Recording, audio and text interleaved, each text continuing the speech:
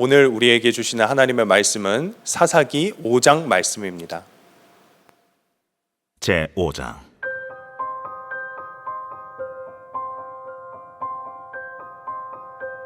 이날에 드보라와 아비노함의 아들 바락이 노래하여 이르되, 이스라엘의 영솔자들이 영솔하였고 백성이 즐거이 헌신하였으니 여호와를 찬송하라. 너희 왕들아 들으라. 통치자들아 귀를 기울이라. 나 곧 내가 여호와를 노래할 것이요 이스라엘의 하나님 여호와를 찬송하리로다. 여호와여, 주께서 세일에서부터 나오시고 에돔 들에서부터 진행하실 때에 땅이 진동하고 하늘이 물을 내리고 구름도 물을 내렸나이다. 산들이 여호와 앞에서 진동하니 저 신의 산도 이스라엘의 하나님 여호와 앞에서 진동하였도다. 아나세 아들 삼갈의 날에 또는 야엘의 날에는 대로가 비었고 길의 행인들은 오솔길로 다녔도다. 이스라엘에는 마을 사람들이 그쳤으니 나 드보라가 일어나 이스라엘의 어머니가 되기까지 그쳤도다. 무리가 새 신들을 택하였으므로 그때의 전쟁이 성문에 이르렀으나 이스라엘의 4만 명 중에 방패와 창이 보였던가? 내 마음이 이스라엘의 방백을 사모함은 그들이 백성 중에서 즐거이 헌신하였음이니 여호와를 찬송하라. 흰 나귀를 탄 자들, 양탄 자에 앉은 자들, 길에 행하는 자들아 전파할지어다.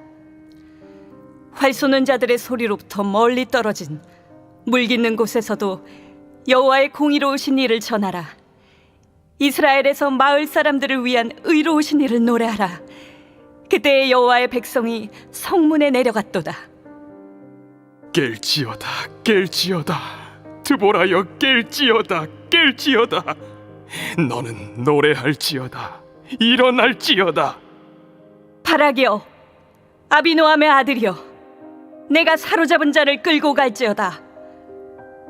그때 남은 귀인과 백성이 내려왔고 여호와께서 나를 위하여 용사를 치시려고 내려오셨도다.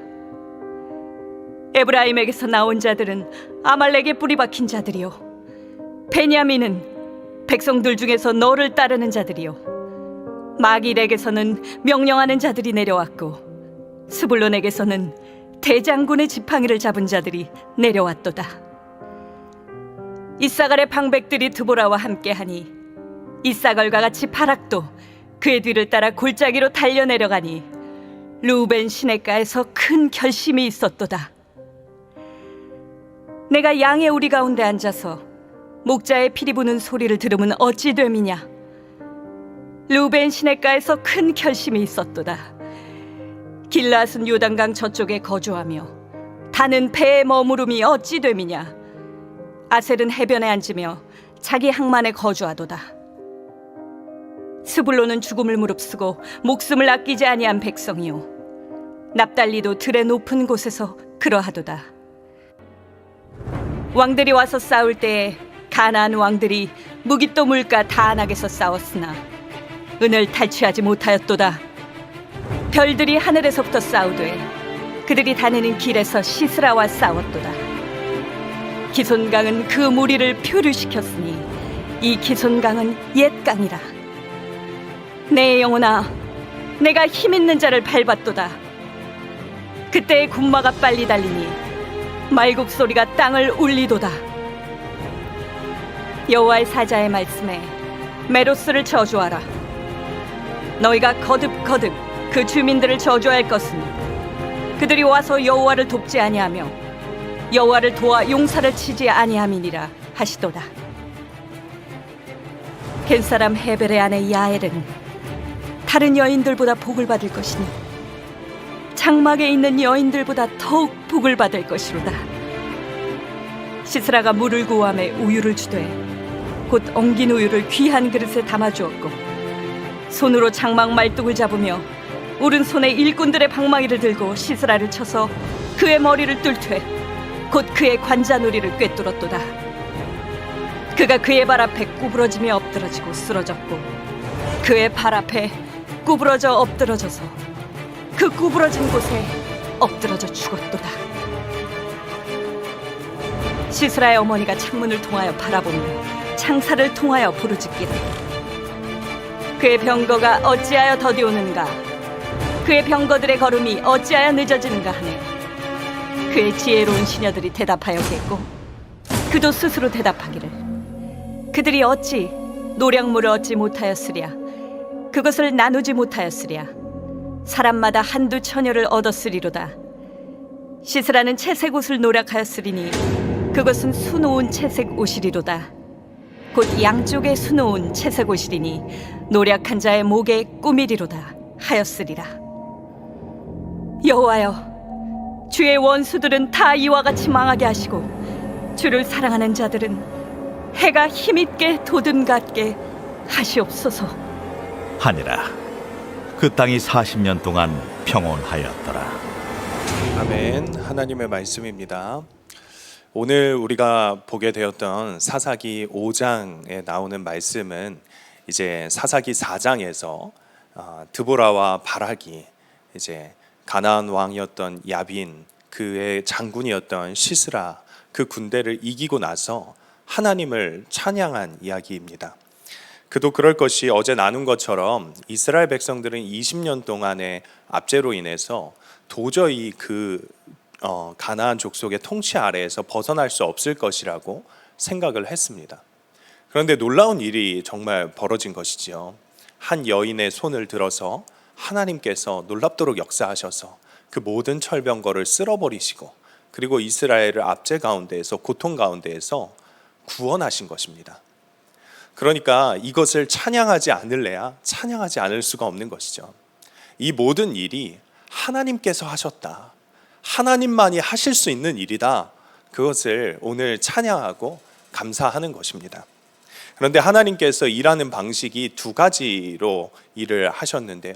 첫 번째로는 먼저 하나님께서 놀라운 섭리의 역사를 통하여서 직접적으로 이 하나님의 일을 하셨습니다. 폭우를 내리시고 강물을 쏟아 부으시고 그리고 그 일을 통하여서 모든 그 적군들을 쓸어버리시고 서로 싸움이 나게 하시고 이런 방식을 통하여서 하나님께서 일을 하셨고, 두 번째로는 이 하나님께서 일을 하실 때 우리가 보았던 것처럼 사람을 써서 하나님께서 일을 하셨다는 것이죠. 그런데 여기서 사람을 썼다는 것은 꼭 드보라, 바락, 야엘 이 사람들만 썼다는 것은 아닙니다. 그 외에도 수많은 사람들을 하나님께서 쓰셨다라는 것을 알 수 있게 됩니다. 특별히 오늘 말씀에 한번 보면 그 하나님의 마음을 알고 분연히 일어난 사람들, 그 사람들에 대해서 아주 인정하는 그런 모습을 보입니다. 2절 말씀 가운데 보면 즐겁게 헌신한 이들이 있었다. 13절에도 남은 귀인과 백성들이 있었다라는 것을 이야기를 하고 있습니다. 그런데 여기에서 더 나아가서 14절 말씀부터 우리가 찬찬히 읽어가 보게 되면 이스라엘 백성들 가운데 중에서도 이 전쟁에 참여한 사람들이 있었고 또 참여하지 않은 사람들이 있었다는 것을 나눠서 볼 수 있겠습니다. 14절 이하에 보면 에브라임 지역 사람들이 전쟁에 동참했다. 그리고 베냐민 지파 사람들도 전체는 아니지만 적은 수라도 전쟁에 동참했다. 그리고 마길이라는 사람이 나오는데 이 마길이라는 사람은 므낫세의 장남이었습니다. 그러니까 므낫세 지파에서도 이제 그 아들과 그리고 방백들이 함께 전쟁에 동참했다는 것을 이야기하고 있고, 스불론 납달리 지파가 특별히 함께 하였죠. 그 전장의 말씀에 보게 되었을 때 1만 명이나 스불론 납달리 지파에서 나왔다라는 것을 알 수 있게 됩니다. 그리고 그들은 죽기까지 이 싸움을 하였다라는 것을 알게 되죠. 이렇게 자발적으로 이 전쟁에 참여한 이들이 있었다는 것입니다. 스불론 납달리 지파는 물론 이 바락이 속한 지파였기 때문에 그들을 불러서 같이 나오게 했지만 그 외에도 형제들이 전쟁을 하는 것에 대해서 안타까움을 느끼고 마음 가운데 자발적으로 헌신하는 마음으로 그들과 같이 함께하여서 전쟁에 참여한 이들이 분명히 있었다는 것입니다. 그런데 이와 다르게 전쟁에 참여하지 않은 이들도 있었다는 것이죠. 르우벤, 길르앗, 단, 아셀은 참여하지 않았는데 여기서 나오는 이 가나안의 압제와 영향을 많이 받지 않은 그런 지파들이었다는 것입니다. 르우벤과 길르앗은 요단 동편에 있던 지파들로 자신과는 전쟁이 전혀 무관하다, 전혀 상관없는 이야기다, 그렇게 생각을 했다는 것이고요.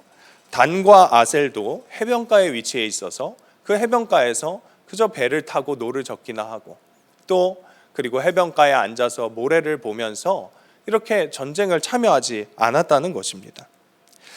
거기에다가 23절에 보면 메로스를 저주하라, 이런 내용이 나와요. 그런데 여기서 나오는 메로스라는 지명은 우리가 성경에서 찾아볼 수 없는 지명입니다.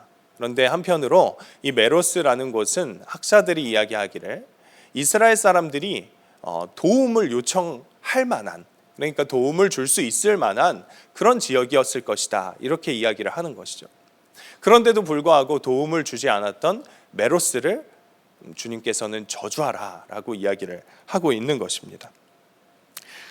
사사시대에 이 시대가 정말 서로 다 지파 가운데 지역별로 다 분리가 되어서 서로 다른 싸움들을 진행을 하고 있었습니다. 하지만 하나님께서 원하시는 것이 있다면 무엇이었을까요? 그들이 서로 한 마음으로 모여서 그리고 한 지파가 다른 한 상대를 상대해야 될 때 서로 도움을 주고 서로 응원하고 격려하고, 그리고 전쟁에 참여하여서 그 모든 한 지파의 사람을 이렇게 잘 자유를 줄 수 있도록 도움을 주기를 간절히 원하셨다는 것이죠. 그러니까 사사시대는 정복전쟁이 끝나지 않은 시기였습니다. 여호수아가 그저 죽었을 뿐이지 공동체의 지도력이 사사들에게 이양된 것 뿐이었죠. 그러니까 하나님께서 주신 그 소명을 이루어 나가는 자리, 그 자리는 사실 모두가 함께 연합하여서 그 일을 이루어 나가야 하는 것이었습니다. 그런데 점차적으로 자신들의 땅을 가지게 되니까 이들이 다 자신들의 땅에만 그렇게 목을 매는 것이에요. 이기적인 마음이 생기는 것이죠. 우리가 장작불을 펴볼 그런 일이 거의 없지만 그 임동수 선교사님에 의하면 파라과이 같은 나라는 실제로 저녁 식사를 하려면 장작불을 펴야 된다고 합니다. 제가 직접 가서 보기도 했는데 그 파라과이에서는 실제로 장작불을 켜서 국을 들통에다가 해서 끓이더라고요.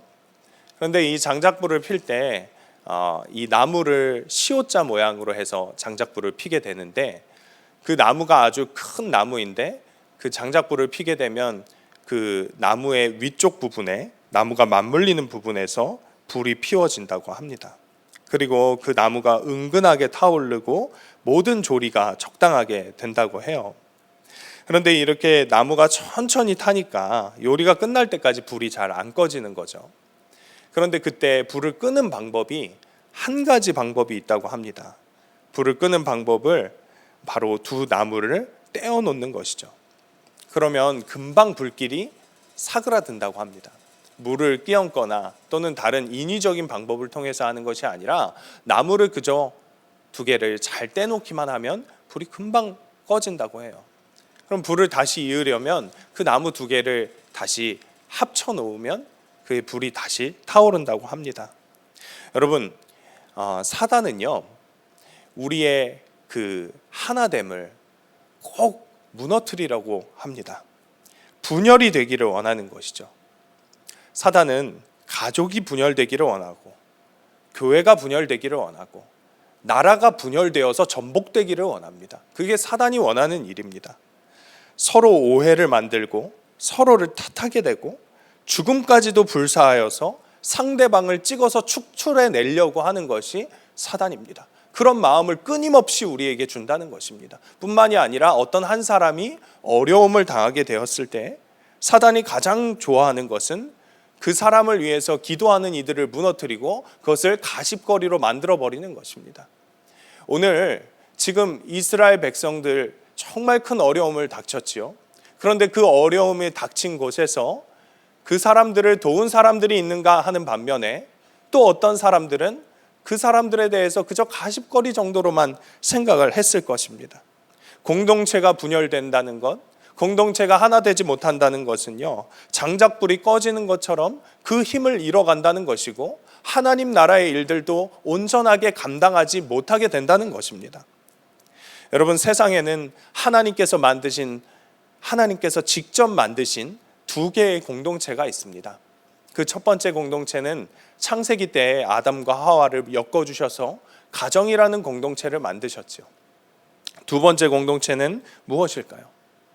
서로 피를 나누지는 않았지만 예수 그리스도의 피로 하나 된 공동체, 바로 교회입니다. 이 교회를 하나님께서 만드시고 하나님께서 직접 지으신 것입니다. 그리고 주님께서는 이 공동체에게 소망을 거셨습니다. 모든 것을 거셨습니다. 이 교회라는 공동체가 하나 되기를 원하고 하나님 나라의 일들을 온전히 감당해 주기를 원하셨습니다. 이 두 공동체는요, 세상의 어떤 공동체와도 다른 공동체입니다. 그 특징이 있어요. 이 두 공동체가 조직체가 아니라 유기체라는 것입니다. 조직체라는 것은 무엇입니까? 그것은 이익을 탐하는 공동체를 뜻합니다. 세상에 아주 많은 공동체가 조직체이죠. 그 중에 가장 먼저 예로 들어볼 수 있는 것이 바로 직장입니다. 여러분, 혹시 직장에 다니시는 분들이 계시다면 여러분이 다니시는 직장에서 돈을 주지 않는다, 월급을 주지 않는다 하면 그 직장을 그대로 계속 다니시겠습니까? 아마 다니신다고 하시면 참 특이한 분이실 것입니다. 직장, 월급 주지 않는 직장을 다니겠다고 하실 분은 없을 것입니다. 그 직장에 남아있는 사람은 어리석은 사람이죠. 또 직장도요, 한 사람의 처우에 대해서 결정을 할 때에 그 직장에 이득이 되느냐 안 이득이 되느냐, 이것을 가지고 그 사람의 처우를 결정하게 됩니다. 이게 이익을 위한 조직체이기 때문에 그렇습니다. 어쩔 수 없는 것입니다. 그런데 유기체는 무엇이죠? 먼저 가정이 유기체라고 했잖아요. 어떤 유익을 따라서 만들어진 공동체가 절대 아니라는 것입니다. 가정은 유익을 따라서 굴러가는 것이 아니라 사랑을 따라서 형성된 공동체입니다. 진실된 가정은 자기를 희생해서라도 자신의 가족을 살립니다. 아버지가 병들어 돈 못 번다고 내쫓지 않고, 아이가 망난이라고 그냥 버리지 않습니다. 그렇게 버리는 부모는 진짜 부모가 아니죠. 형제가 나에게 잘못하였다고 그 형제는 나의 형제가 아니라고 말합니까? 그렇지 않다는 것입니다. 약하면 약한 대로, 부족하면 부족한 대로 품고 사는 것이 가정이라는 공동체입니다. 그런데 여러분, 교회가 그런 모습이 되어야 하는 것이죠. 예수님께서 나를 십자가에 달리기까지 사랑하신 것처럼 우리도 사랑하는 공동체로 살아가야 된다는 것입니다. 그게 예수님의 피로 살림을 얻은 우리의 사명이라는 것입니다. 그런데 문제는 무엇입니까?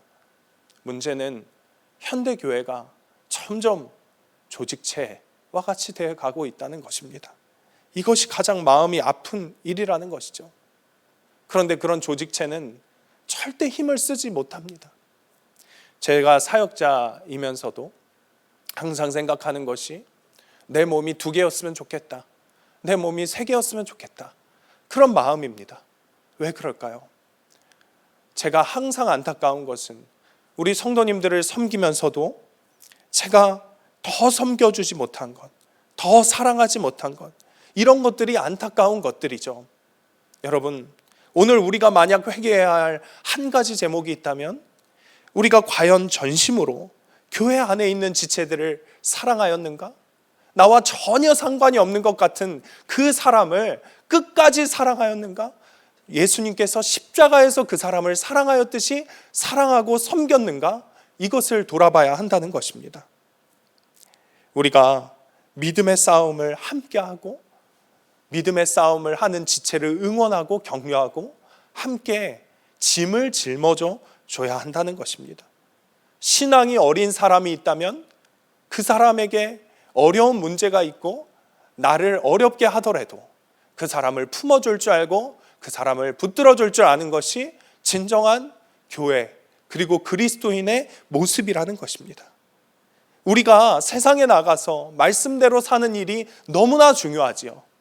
그런데 가장 처음 먼저 말씀이 이루어져야 하는 곳이 어디입니까? 옆에 앉은 사람들, 지금 우리가 함께하고 있는 이 교회 공동체에서 먼저 그 일이 이루어져야 하는 것입니다. 맨발로 눈 덮인 히말라야 산맥을 걸어 다니면서 전도를 하던 썬다싱이라는 사람이 있었습니다. 이 썬다싱의 일화가 굉장히 유명하죠. 이 썬다싱이 하루는 눈길 덮인 산을 한 동행자와 함께 걸어가고 있는데, 그 동행자와 함께 걸어가고 있는 도중에 저기 앞에 멀리 한 사람이 꼬꾸라져 쓰러져 있는 모습을 보았습니다. 썬다싱이 이 동행자에게 이렇게 이야기했어요. 저 사람을 우리가 좀 데리고 갑시다. 저 사람이 저기 있다가는 죽을 수도 있겠어요. 그러자 이 동행자가 썬다싱에게 이야기를 했습니다. 저 사람을 우리가 데리고 가다가는 우리도 다 죽을 수 있습니다. 그래서 어쩔 수 없이 썬다싱은 동행자를 먼저 보내고 그 사람을 업고 산길을 오르기 시작합니다. 얼마쯤 산길을 올랐을까? 저기 앞에 또 한 사람이 꼬꾸라져 있는 거예요. 죽었습니다, 벌써. 그런데 그 사람이 누구였겠습니까? 함께 썬다싱과 길을 가던 그 동행자였다는 것이죠. 어느 날 한 사람이 썬다싱에게 물어보았습니다. 선생님, 인생에서 가장 위험한 때는 언제입니까? 썬다싱이 이렇게 이야기를 했습니다. 인생에서 가장 위험한 때는 짐이 없어져 버렸을 때입니다. 짐이 없을 때입니다. 여러분, 우리도 마찬가지입니다. 우리도요, 신앙생활에서 가장 위험한 때는 짐이 없을 때입니다. 주님께서 우리에게 서로 짐을 지라고 말씀하셨습니다. 갈라디아서 6장 2절에 보면 너희가 짐을 서로 지라. 그리하여 그리스도의 법을 성취하라. 여러분, 한 사람도 짐을 나눠지지 않을 사람이 없습니다. 우리가 잘 아시겠지만 전쟁은요, 군인들만의 일이 아닙니다. 앞서 나가 싸우는 사람만의 일이 아닙니다. 뒤에서 후방에서 군수 물자도 납품을 해줘야 되고, 실제로 그곳에서 내분이 일어나면요, 다 죽는 거죠. 연합이 안 되면요, 아무리 약한 적이 밀려와도, 아무리 강한 적이 밀려와도 그거랑 상관이 없습니다. 내부 분열이 일어나면 다 죽는 거예요. 그러니까 우리가 더욱더 하나님 나라를 이루어 간다는 것, 하나님께서 가장 기뻐하시는 그 일들을, 사명을 감당해내는 것은요, 내부에서 분열이 일어나면 안 된다는 것입니다. 다 죽게 되는 것이라는 거예요. 그러니까 우리가 더욱더 섬김의 마음을 가지고 정말 옆 사람을 섬김으로 교회가 하나 된 공동체로 살아가야 된다는 것입니다. 예전에 제가 사역하던 한 교회에서 연말이 되어 장로님 세워질 때에 장로님이 되시기 전까지 어떤 사역을 하셨나, 이런 것들을 이렇게 화면으로 크게 스크린으로 보여주신 적이 있어요. 보통 장로님이 되시기 전까지 수많은 일들을 감당하시곤 하죠. 그런데 어떤 한 장로님의 이력이 참 독특했습니다.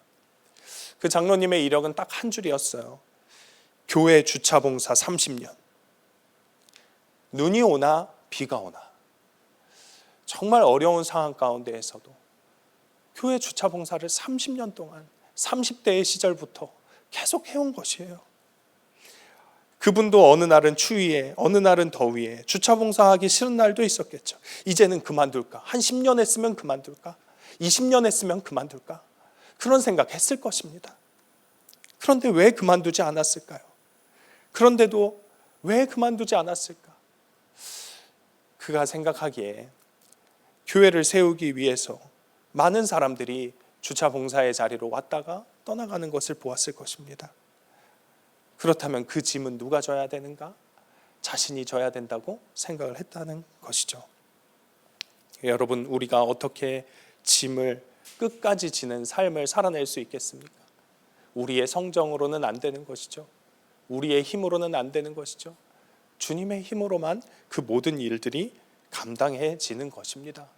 우리가 오늘 더 간절하게 갈망해야 되는 것은요, 주님, 제가 옆에 지체를 사랑하지 못했음을 회개합니다. 그리고 주님의 힘으로, 성령의 힘으로 내 옆에 지체, 그리고 나와 함께한 모든 교회 공동체, 그 사람들을 더 사랑하고 더 배려하고, 그리고 우리가 더 하나 되기를 간절히 원합니다. 그렇게 성령님께 구해야 하는 것입니다. 교회는요, 머리 대신 예수 그리스도와 연합한 몸이라고 하였습니다.